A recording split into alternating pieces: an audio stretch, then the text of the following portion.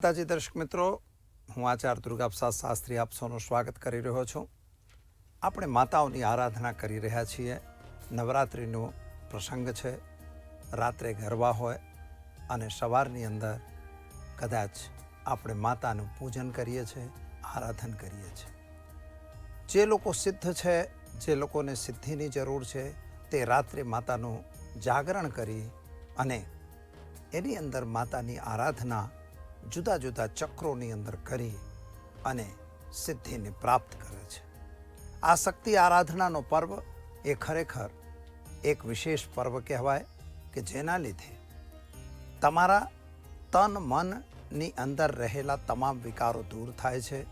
એટલે જ કહેવાય છે કે જ્યારે પવિત્રીકરણ કરો તો આત્મ તત્વમ શોધ્યામી, શિવ તત્વમ શોધ્યામી, વિદ્યા તત્વમ શોધ્યામી. તમારા તમામ તત્વોનું સંશોધન એટલે જ કે શક્તિની આરાધના. મિત્રો, આજે કુષ્માંડા માતાનું ચોથું નોરતું છે અને આ ચોથા નોરતાની અંદર આપણે ખબર છે કુષ્માંડ એટલે એક પ્રકારનું કોરું કહેવાય. અને મિત્રો, કુષ્માંડા માતાનું જે સ્વરૂપ છે, ખરેખર જ્યારે બ્રહ્મચારિણી માતા તપ અને જપ કરી અને આગળ વધી ગઈ અને એની અંદર એક જ્ઞાનનો પ્રકાશ આવી જાય છે અને એ જ્ઞાનના પ્રકાશ પછી જે માતા અવિરત રૂપથી સર્જનનું કામ કરવાનું આવ્યું તો ચંદ્રઘંટા માતાનું સ્વરૂપ ધારણ કરે છે. અને એ ચંદ્રઘંટા રૂપ પછી જે માતા આવે છે, કુષ્માંડા આવે છે, એને આપણે એમ કહી શકીએ છીએ કે જે એક પ્રકારનો વિકાર શરીરની અંદર જે વિકાર હોય છે, પેટ વિકાર હોય કે બોડીની અંદર કોઈ અન્ય વિકારો હોય, ચરબીની વૃદ્ધિ થતી હોય, શારીરિક પીડા થતી હોય, તો આવા બધા કારણો જે છે એને દૂર કરવાનું કામ માતા કુષ્માંડા કરે છે. વૈજ્ઞાનિકો એવું કહે છે કે સૂર્યની અંદર એક બ્લેક હોલ રહેલો છે.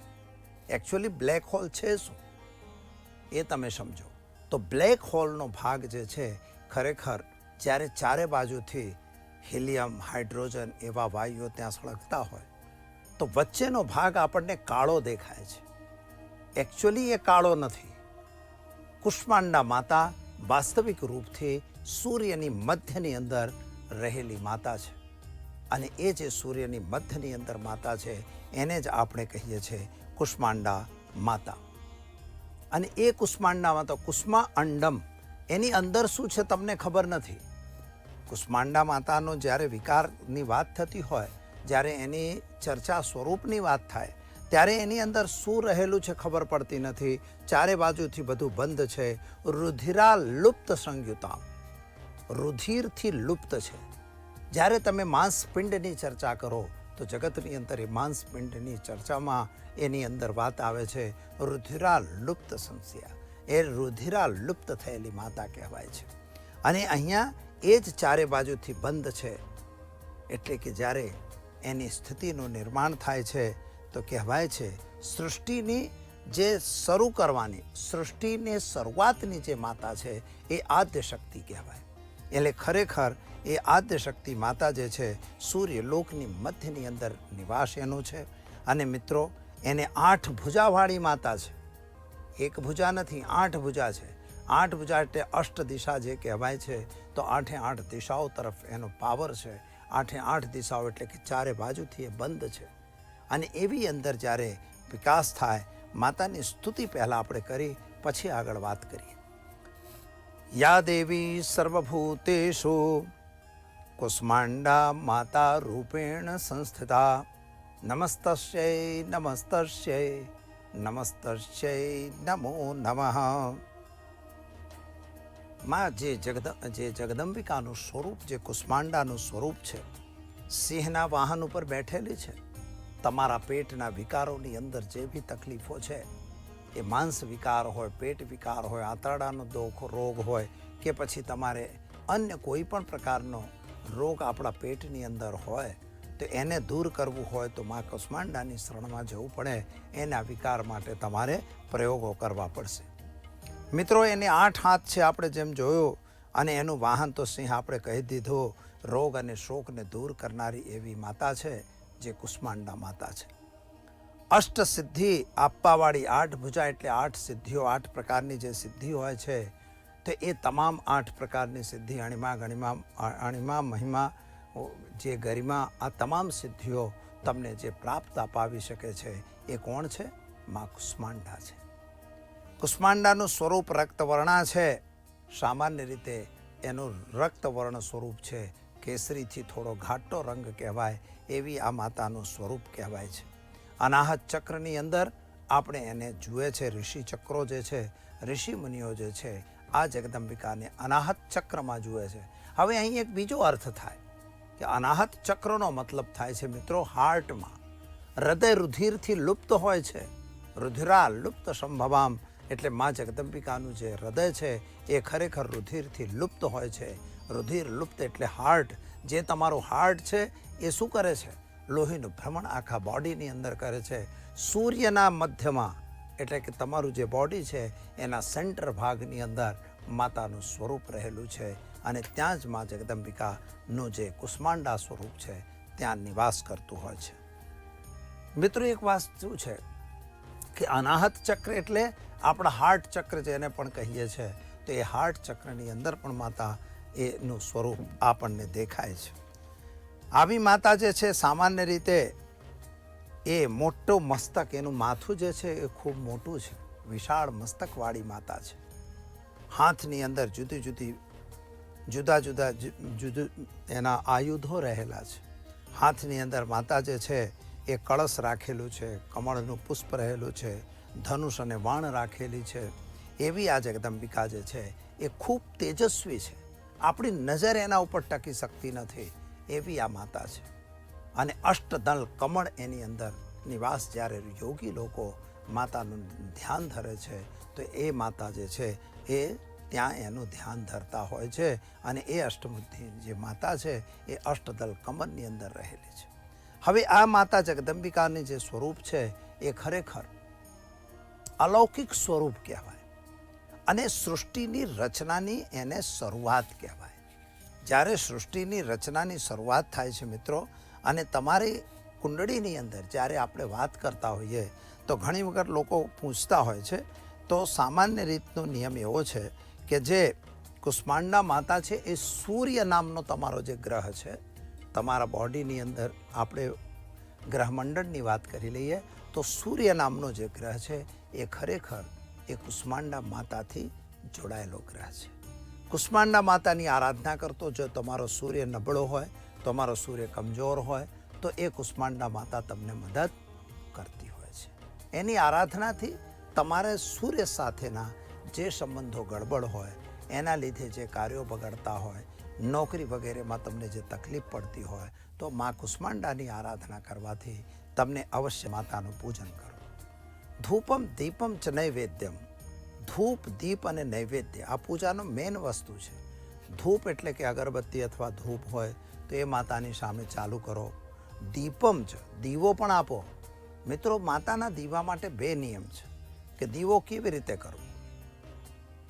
તો ખરેખર માતાને દીવો કેવી રીતે તમે કરશો તો માતાને મુખ્ય 2 દીવા થાય. એક દીવો તમારો હશે જે તમારી જમણી બાજુ તેલનો હોય અને તમારી ડાબી બાજુએ ઘીનો દીવો કરવાનો. આ ઘણી વખત લોકો પ્રશ્નો કરતા હોય છે કે આપણે દીવો ક્યાં કરવો, કઈ રીતે કરવો. તો દીવો કઈ રીતે કરવો એટલે એક વખત કાં તો અથવા તો માતાની તરફથી જો તમે જુઓ તો ડાબી બાજુએ તેલનો દીવો અને જમણી બાજુએ ઘીનો દીવો. એટલે આ રીતે દીપદાનનો મહિમા છે. માતાને દીવો અવશ્ય કરવો. દીવો કર્યા પછી એને દીપક પણ માતાને આપો અને નૈવેદ્ય જમાડો. નૈવેદ્યની અંદર એમના માટે ઘી અને સેવની મીઠાઈ આ બહુ સારી વસ્તુ છે.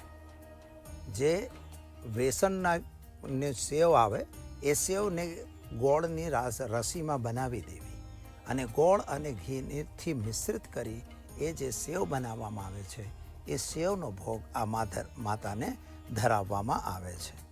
મીઠાઈ તો હોય જ છે એટલે પણ મીઠાઈ કઈ હશે? ગોળની હશે. આ ખાસ ધ્યાન રાખજો. બીજું, કેળા, ફળમાં કેળા ખાસ જોઈએ અને ગોળનો ભી પ્રસાદ ધરાવી શકાય છે. દૂધનો પણ ભોગ લગાવી શકો છો. એટલે આટલી વસ્તુનો તમારે એમાં ઉપયોગ કરવાનો હોય છે. પછી એને જમાડવાનું. જમાડવાની તો પ્રક્રિયા તમને ખબર જ છે કે ચમચીમાં પાણી લો, નાભ્યાશિદંતરક્ષકવમ શ્રેષ્ઠદ્યો સંવર્ત પદભ્યામ ભૂમિશ સોસ્ત્રા થાલો કાનકલ્પેન પાણી મૂકી ઓમ હ્રીમ પ્રાણાય સ્વાહા, અપાનાય સ્વાહા, વ્યાનાય સ્વાહા, ઉદાનાય સ્વાહા, સમાનાય સ્વાહા. આ રીતે માતાની આરાધનામાં તમારે પ્રયોગ કરવાનો હોય છે. હવે આ કેમ આવું? પ્રાણાય સ્વાહા એટલે કે પ્રાણની પ્રાપ્તિ થાય, અપાનાય સ્વાહા એટલે કે કોઈ વાયુ વિકાર ન થાય, ઉદાનાય સ્વાહા એટલે ઓડકાર વગેરે વધારે ન આવે, તો એ પણ થઈ ગયું. પછી સમાનાય સ્વાહા, સમાન એટલે જે તમને અમે ખવડાવીએ છીએ એ સમાન ભાગે તમારે શરીરની અંદર એની પ્રાપ્તિ રહે, એને કહેવાય સમાનાય સ્વાહા. આ રીતે ભગવાનને 5 આહુતિ આપવામાં આવે છે. માતાને પણ તમારે 5 આહુતિ આપવી. પછી એમને પાનનો બીડું અવશ્ય લગાવવું. આ ધ્યાન રાખજો કે આ જે કુષ્માંડા માતા છે એને પાનનું બીડું ધરાવવું જોઈએ અને પાન માતાને અવશ્ય ધરાવી દેવું. પછી તો ખાવાનું તો ભક્તોને જ છે, એટલે કે માતા તો એને સ્વીકાર કરશે અને ખાવાનું છે, પણ એ પાનનું બીડું ધરાવવાનો રિવાજ પણ આમાં રહેલો છે. તો દર્શક મિત્રો, પેઠા આવે છે, તમને યાદ હોય તો કુષ્માંડ ઔષધિથી બનેલા પેઠા મળે છે, જે બજારની અંદર સામાન્ય રીતે અવેલેબલ હોય છે અને જે કોરું હોય છે એમાંથી જ બનાવવામાં આવતો હોય છે. એ મીઠાઈ પણ માતાને ખૂબ ગમે છે, માટે એ મીઠાઈ પણ માતાને ધરાવવી જોઈએ. એનાથી પેટના વિકારો દૂર થતા હોય છે. બસ, તો આ રીતે તમે માતાનું પૂજન કરો, એને ભોગ અને થાળ ધરાવો. થાળ ગાઈ ભી શકો છો અને સાથે સાથે આરતી અવશ્ય કરજો.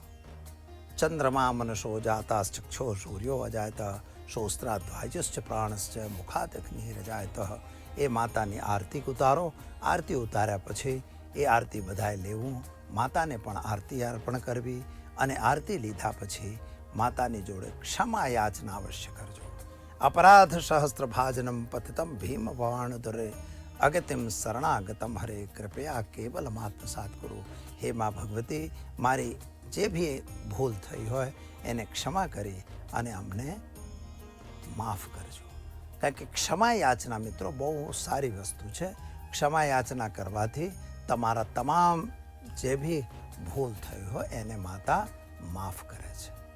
હા, એક સવાલ જરૂર છે કે કદાચ તમારે રોગથી તમે ગ્રસ્ત છો તો શું કરશો?